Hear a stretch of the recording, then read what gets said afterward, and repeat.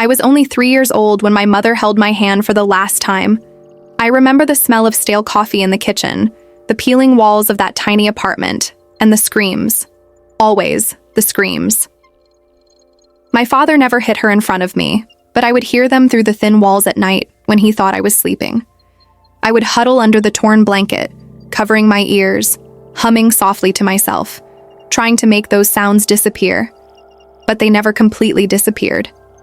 They stayed there, echoing in my mind, even when the house was silent. The morning everything changed, I woke up and the house was incredibly quiet. It wasn't the usual silence, you know? It was the kind of silence that seems to hang heavy in the air, that makes your stomach churn without you understanding why. I got off my makeshift bed on the floor and went to the kitchen. My mother was sitting at the table, her eyes puffy, a small suitcase beside her. She looked at me with that sad smile I knew so well, that smile that said she was trying to be strong, but inside she was completely broken. "Mommy's going away for a while, my love," she said, her voice trembling. She hugged me so tightly I could barely breathe, and whispered in my ear, "You are strong, stronger than you know. Never forget that." I didn't understand. How could a 3-year-old understand? She kissed my forehead, grabbed that old suitcase, and walked out the door. I stood there, in the middle of that cold kitchen, waiting for her to come back. But she never did. My father started drinking even more after that. He barely looked me in the eye. There were days when he forgot to feed me, and I learned to climb on the cupboards to grab whatever I could reach. Stale cookies, sometimes a piece of stale bread. I learned that if I stayed quiet, if I made no noise, if I became nearly invisible, things were easier. Invisibility became my superpower, my survival mechanism.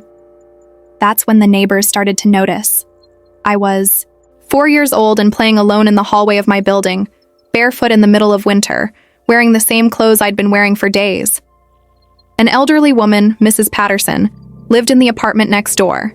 She had those kind eyes, you know? Those eyes that really see you, not just look right through you.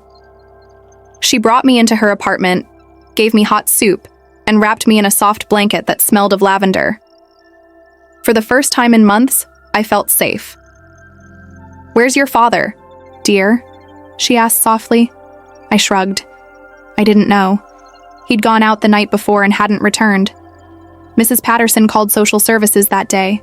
I remember strange people coming over, asking questions, writing things on clipboards.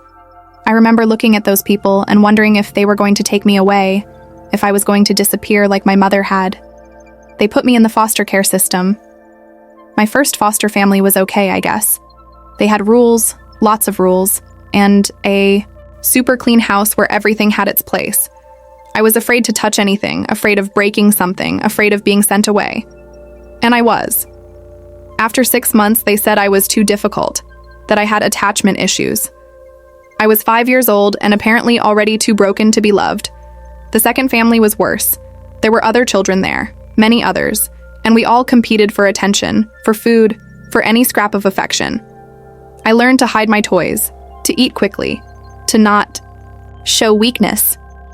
I learned that the world was a place where you had to fight for everything, where kindness was rare, where trusting anyone was a luxury I couldn't afford. I stayed there for 2 years. 2 years that felt like an eternity. Then came the third family, and then the fourth. Each move meant a new school, new faces, new places where I didn't belong. I stopped trying to make friends because what was the point? Soon I'd be somewhere else, starting all over again. I was that weird kid in the back of the class, the kid who didn't talk much, who ate lunch alone. The other kids eventually stopped trying to talk to me, and I preferred it that way. The less you care, the less you get hurt, right? But I had something inside me that refused to give up completely. I don't know where it came from, maybe from those last words from my mother, maybe from somewhere even deeper. I was good at school, very good in fact. Books became my refuge. In the pages of stories, I could be anyone, be anywhere. I could be the hero, the adventurer, someone who mattered. My teachers noticed, encouraged me, and for the first time, I felt I had something valuable to offer the world. When I was 12, I was placed with my 5th foster family. I was ready for more of the same. Lower expectations meant fewer disappointments. But Jim and Carol were different from the very first moment. They didn't try to embrace me immediately or act like we were an instant family. They gave me space, but also made it clear that I was welcome, that there was a place for me at their table, in their lives. "Hey, do you like basketball?" Jim asked on the first day, casual, no pressure. I shrugged, my standard response to everything. "Well, I have a hoop in the garage if you want to try sometime. No pressure." He gave me a genuine smile and went about his business. That surprised me. He wasn't trying to force me into anything, just offering a possibility. The first few weeks were tense. I tested the limits, hoping they'd send me away. I broke a glass on purpose, ignored the curfew, and was rude at the dinner table. Carol simply cleaned up the glass, saying, "Accidents happen. We have more glasses." Jim calmly talked me through the curfew, explaining that it was because they cared about my safety, not because they wanted to control me. They didn't yell. They didn't punish me disproportionately. They just stood there. Firm, consistent. One day, a few weeks after I arrived, I found Jim in the garage, working on a woodworking project. He was building a bookshelf. "Want to help me?" he offered without looking up. I hesitated, but something inside me told me to accept. I spent the next afternoon helping him sand wood, holding pieces while he screwed. We talked about random things, nothing deep, just normal conversation. And it was pleasant. Surprisingly pleasant. Carol was a teacher, and she noticed my grades, my passion for learning. She started bringing me books from the library, not intrusively, just leaving them on my desk with a note.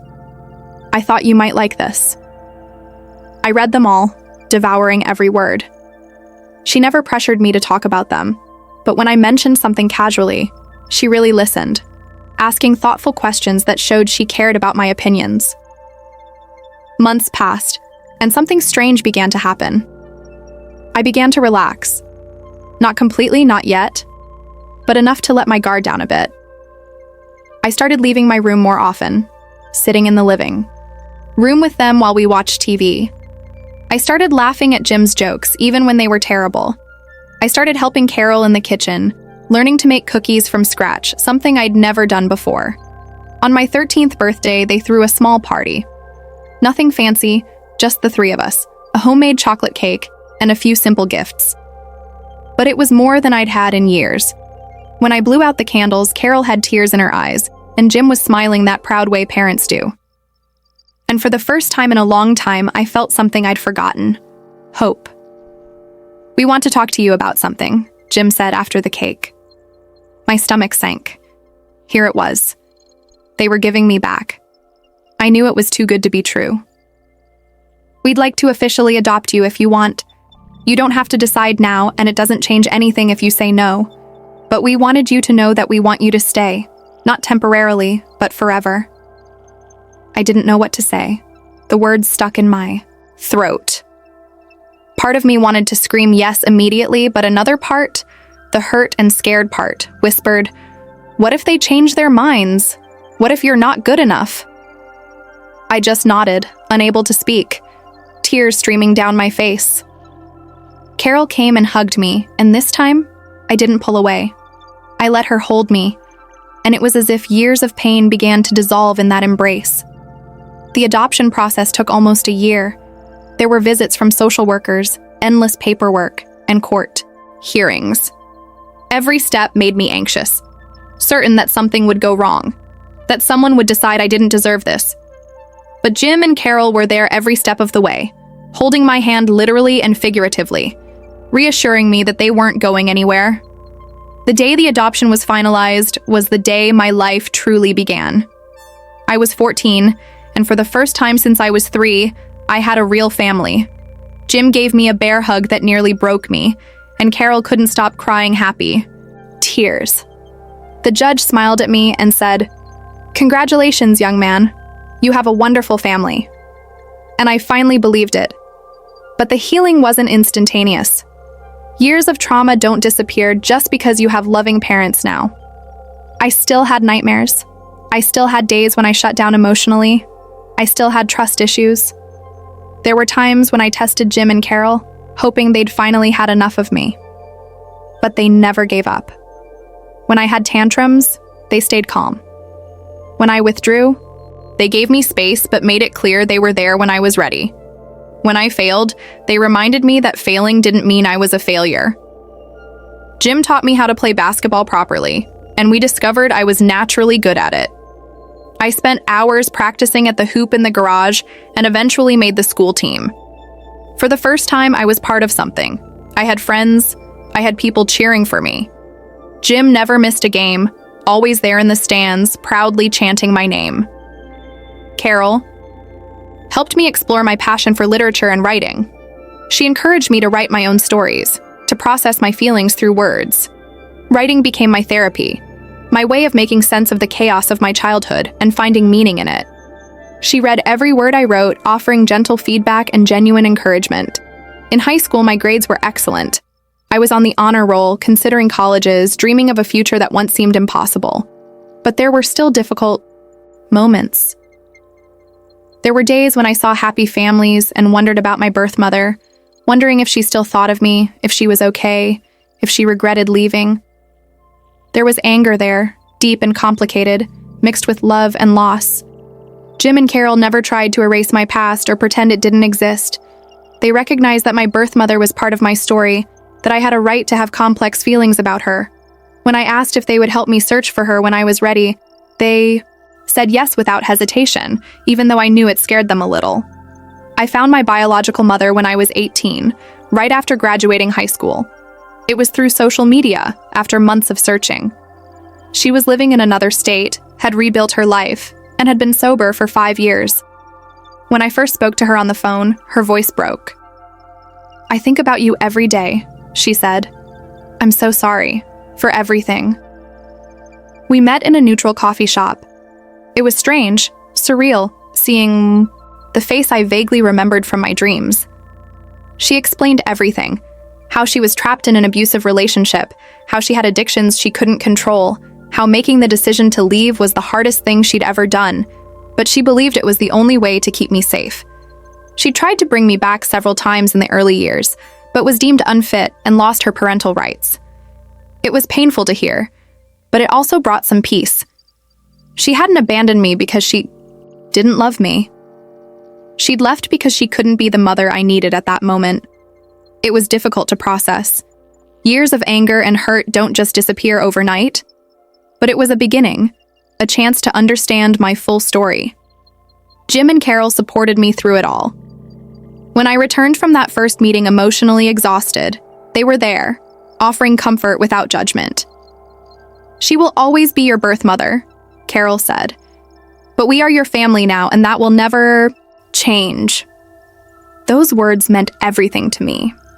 I went to college on a full scholarship. I studied psychology, wanting to understand trauma, wanting to help other kids who had been through what I had.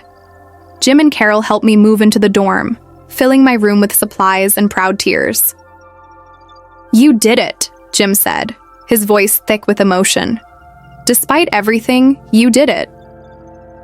But I couldn't do it alone, and that's what I've learned over the years. Strength doesn't come from doing everything alone.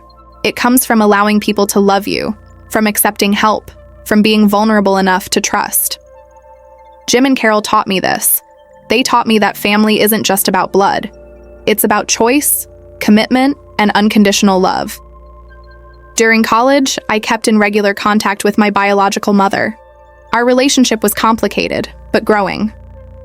She met Jim and Carol on a visit, and it was strange but beautiful to see them all together. She thanked them for giving me what she couldn't. There was no resentment, only gratitude on all sides. Today, I'm 25 years old. I'm a social worker working with children in the foster care system, trying to be for them what Jim and Carol were for me. I see that scared little boy in every child I meet, that fear of never belonging, that conviction that they're too troubled to be loved. And I try to show them that this is a lie, that there is hope, that there are families like Jim and Carol in the world waiting to love them. I got married 2 years ago. My wife, Sarah, is incredible, patient with my difficult days, understanding when I need to process things from my past.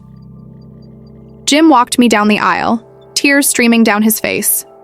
Carol organized the entire wedding, vibrant with joy. My biological mother was there too, in the background, smiling through her tears. It was a beautiful blend of past and present, of pain and healing. I look back now and see the journey complete. From the chaos of those early years to the stability and love I have now. The scars are still there, always will be, but they no longer define who I am. They are part of my story, not the whole story. I was born into chaos, it's true. My early years were marked by instability, fear, and loss. But I was raised with love, a love that found me when I needed it most. A love that taught me that I was worthy, that I mattered, that I deserved a place in this world. Jim and Carol saved me, but more than that, they taught me how to save myself. They gave me the tools to heal, to grow, to believe in myself. And now I pass on, hoping to be that light for another child lost in the darkness, hoping to show that no matter how dark the beginning, there's always the possibility of a bright future. Because if there's one thing I've learned in this life, it's this. Love can transform everything. Love can take a broken child and show them they were never truly broken, just waiting for the right glue to hold the pieces together. And that glue is family, true family, the one that chooses to stay.